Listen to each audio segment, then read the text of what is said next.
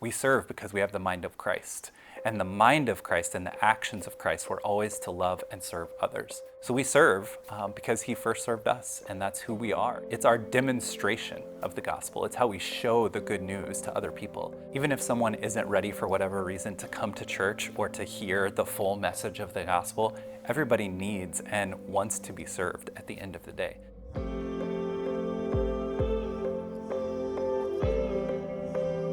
You're thinking about, how am I going to be a good steward of my time, my treasures, and my talents? And so there's definitely real immediate present needs. If you're in a community group, you're part of the church, you see other believers who run into needs, you see needs in the community. There's a lot of opportunities if you stop thinking, how can I be comfortable and how can I keep my stuff safe? When you take your time and you put it towards something and serve someone other than yourself, mentally and spiritually, I feel it's healthier and better. What's interesting is that some of the mental health solutions today are all about yourself, turning inward and thinking solely of yourself.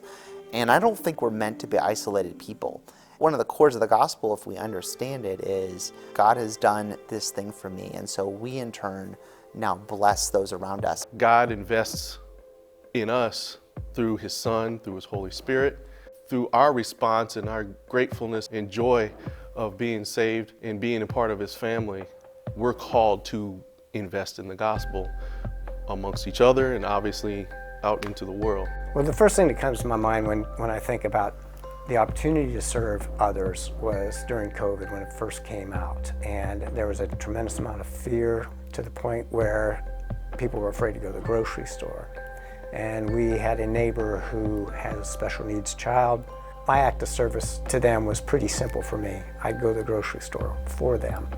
I just felt very blessed to be able to have that opportunity to serve them in that way. We had neighbors across the street.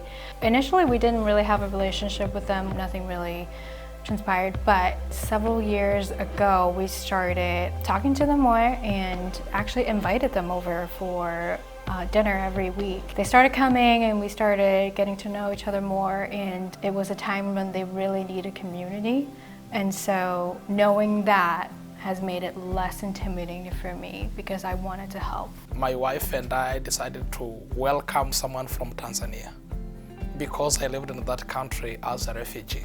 We invited him and we shared food at home because we remember when we came here for the first time. The first thing that you miss is home food. It's not easy to find it in the public market.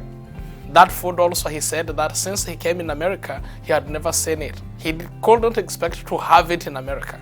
So he was very excited. Food is very interesting, especially when you share with a foreigner or someone from outside of the country. That time that we give to them, it's the moment that they see love, care, unity, and they have a chance to taste different food and meet other people. For us, we were blessed because we serve someone who appreciates what we do. From that time until now, we keep on texting, calling, and he's very excited to see someone at least who can share the culture and who speaks the language that he speaks. If you really start to live out what you're reading in the Word between being a royal priesthood, being an ambassador, thinking about who your identity is, you just start to believe in how serving other people strengthens, encourages, supports others who strengthen, encourage, and support. The other aspect of that is it's very easy to miss those opportunities where we recognize there's a person that has a need, and it's easy to say, well, I'll pray for them, but to take that extra step forward and say, no, I'm not only just going to pray for them, I'm going to actually serve them as well. I believe that God is at work around me. So if he's at work around me, then where do I fit into this picture? And so for us, the decision to move over to East Iowa City into one of the poor school districts was we wanted to look for a neighborhood that was open to Jesus, and there was needs that we could both physically and spiritually meet. So we moved a block away from Lucas Elementary. I was on the PTO there and involved at the school, and then that led to getting to know the neighbors. We had friends all up and down the block. There's a diversity of people and of spiritual practices. We're just welcoming people, Christian and not, into our home.